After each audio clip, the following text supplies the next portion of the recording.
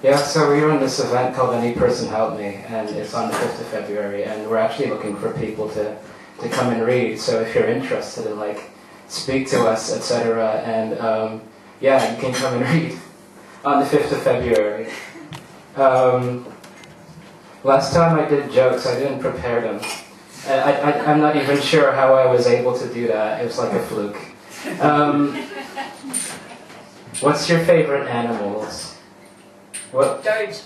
Hats. Favorite? Jelly. Yeah, cool. This is a poem called I Love the Countryside. It's about stoats.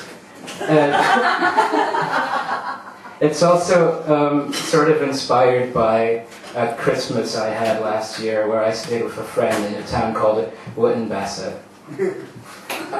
I love the countryside. I don't know if you've ever been to the countryside. The only thing that really bothers me is stoats. I am out hunting with a middle-aged man in tweeds, hunting for our dinner, hunting for our lives. He has his hands constantly rustling through a bag of kettle chips and is chasing off game. But it's alright, he says. They are mostly stoats. If you see a fox, it's probably a stoat. If you see a weasel, it's probably a stoat. At home, they are making a hearty stew with winter vegetables, and we are not bringing back stoat. A ranger walks past with a jug of scrumpy. I love the countryside. He seems distracted. He seems despondent. He tells us, look out for stoats. And if you see an otter, it's probably a stoat. Otters are extinct now.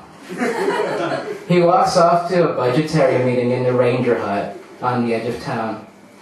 Later that day, we shoot a stoat in half, mistaking it for a badger.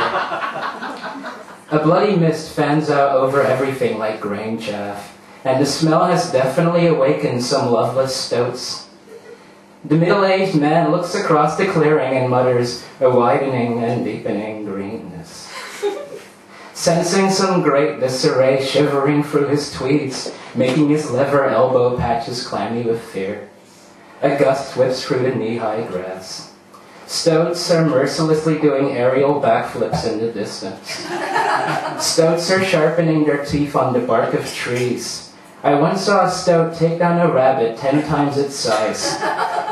If you see a rabbit, it is usually a stoat. A boy who loved the countryside died in Afghanistan. His body is repatriated on Monday. I can see the stoats smile in the reflection of the shiny black hearse convoy. A Taliban with an RPG launcher can sometimes be mistaken for a stoat. But who is the real enemy? People drink scrumpy and raise flags and are proud to be British here. We have a belated Sunday roast on Monday evening. We witnessed the birth of a baby sheep on Sunday.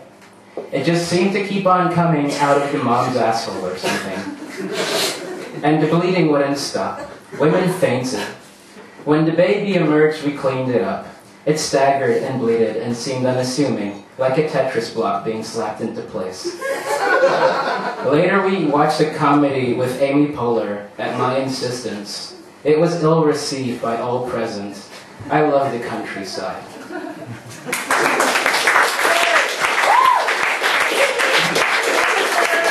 This is a poem called Blues Rock.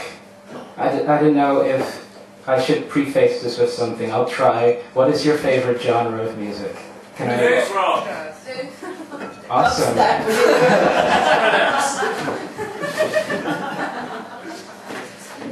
Well, I tried. I was funnier last time. Who saw me last time? Yeah, I got some chuckles out of y'all, didn't I? This is a poem called Blues Rock.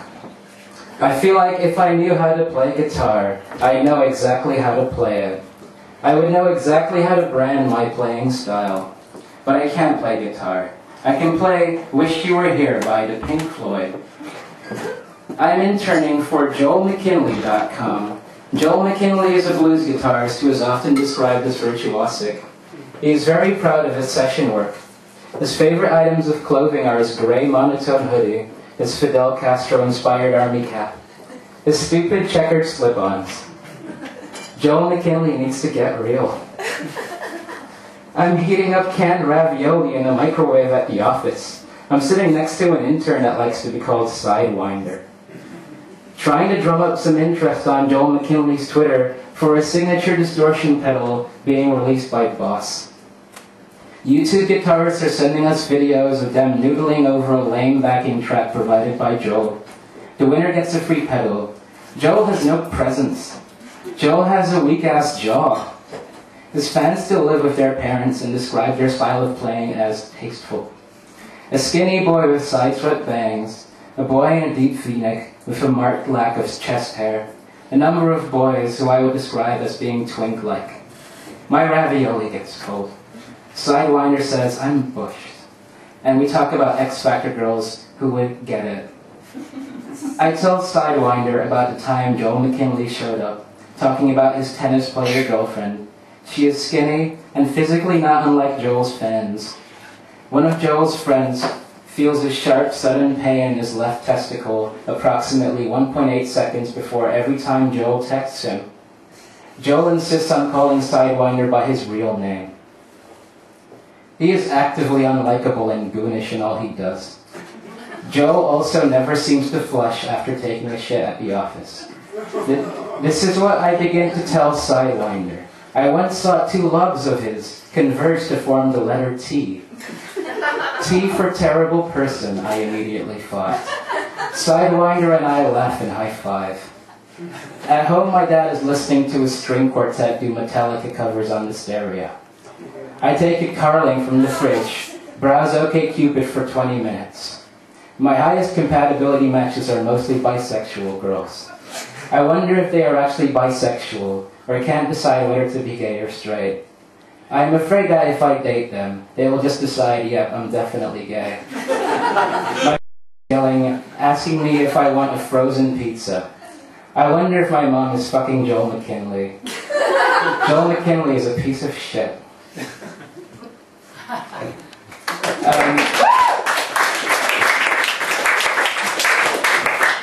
This next poem is a Flarf poem, which, if you did not know, is a poem basically compiled from Google search results. It's inspired by NaNoWriMo. It's called At the Desk of Six Writers. Welcome to the Desk of Six Writers. We just did a word war. Come say hi to us at the Jubilee Library. I'm new to this, but please let me suggest, first scalp your friends. Keep your arms around him, or not, it will not matter. Do not feel conflicted. If you're unsure of our intentions, if you're unsure of your intentions, you can watch us run our 13 to 19 years old workshop. That will give you an idea of what we're capable of. We do exercises to keep our minds fresh and our joints limber. You can smoke, but we'll need you to take it outside. I hope your ass will be ready for what we're about to dish out. Again, I am new to this, but don't think I won't light your ass on fire or introduce you to a whole nother world of pain. We six writers, we take this seriously. Please let me suggest, censor it all, blank all their minds, fill with what doesn't ruffle. So you're depressed. Move the fuck along. This is the writer's table.